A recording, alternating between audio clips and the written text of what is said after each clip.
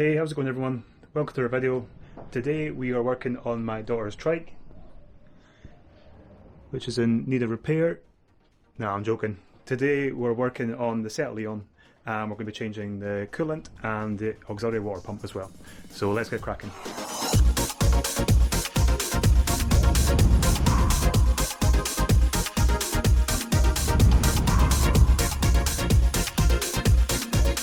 How's it going? Welcome to the video from North Coast Workshop.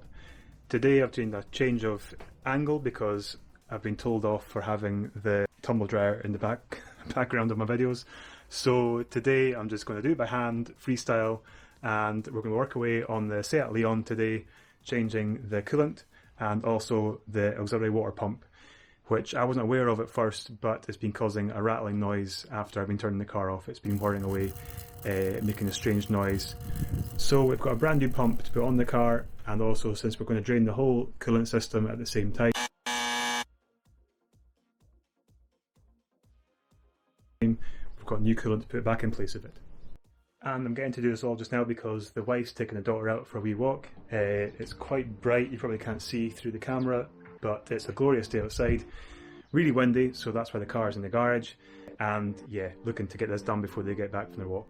The stuff I'll be using today is a top ran water pump or auxiliary water pump, and also I have this coolant, premium long life coolant, a G12 plus.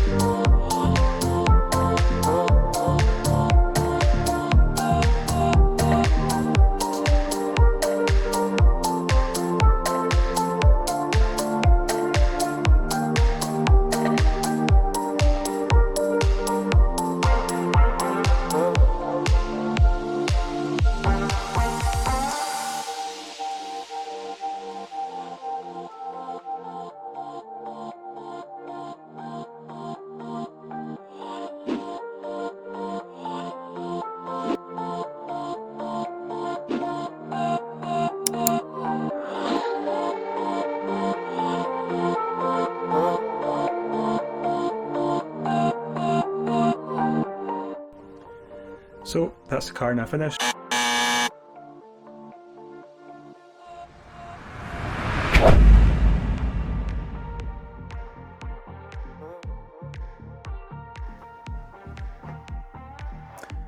Okay, confession time.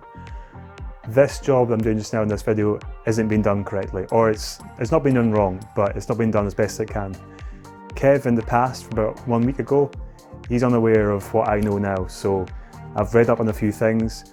I made another mistake as well. You might notice in the video that I left a hose clip off.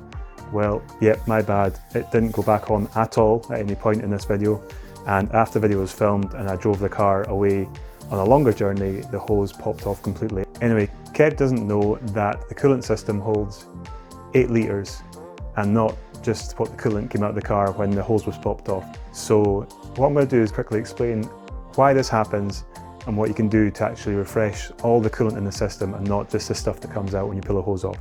So we'll cut to the diagram now and I'll explain it. So I'm on drain system now, so what I'll probably do is pop a hose off the radiator, let the water drain out there. Also what I'm doing in this job is taking the auxiliary water pump off, so you can take that off, take the pipes out of it and let water drain out of there as well.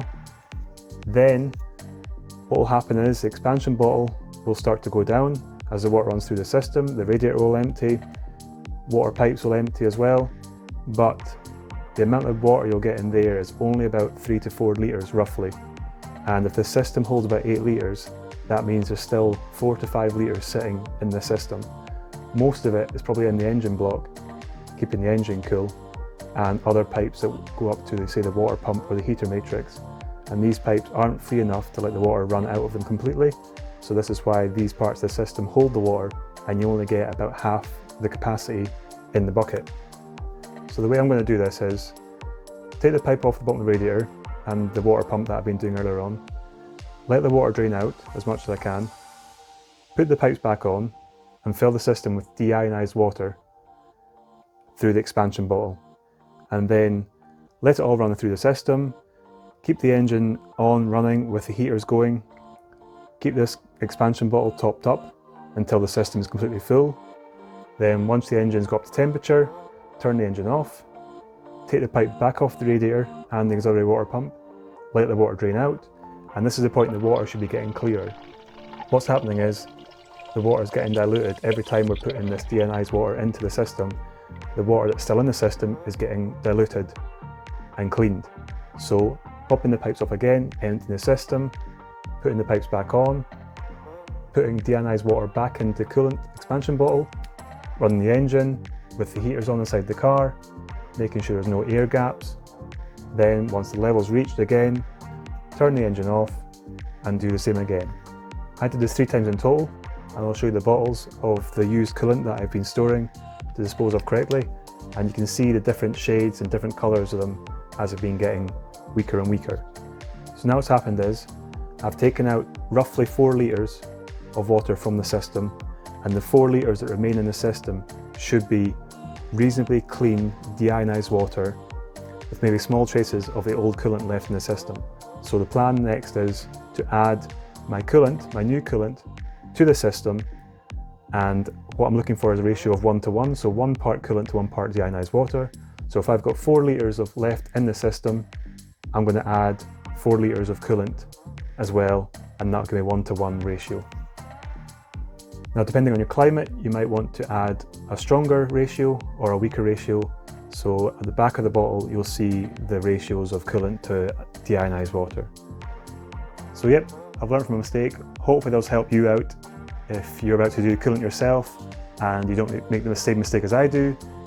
That is though, if you're looking just to top up the system after you've taken off a pipe, there's no issue with doing just what I'm doing in the video beforehand. But like I said, if you're looking to flush the whole system, then you want to be doing what I'm saying just now and completely ignoring that Kev there because he hasn't got a clue. So what we'll do now is we'll cut back to the video, let him crack at it, get the job finished off, and yeah, you can be now in the knowledge that the pipe pops off after this video and I come back to film this bit and he hasn't got a clue, so we'll get back to him. Catch you later. We've got the new pump fitted, and what we're going to do now is we're going to fill it with coolant, we're going to run the engine and put the heaters up to maximum heat to make sure that all the air comes out of the system. and then after that, there shouldn't be any issues with overheating.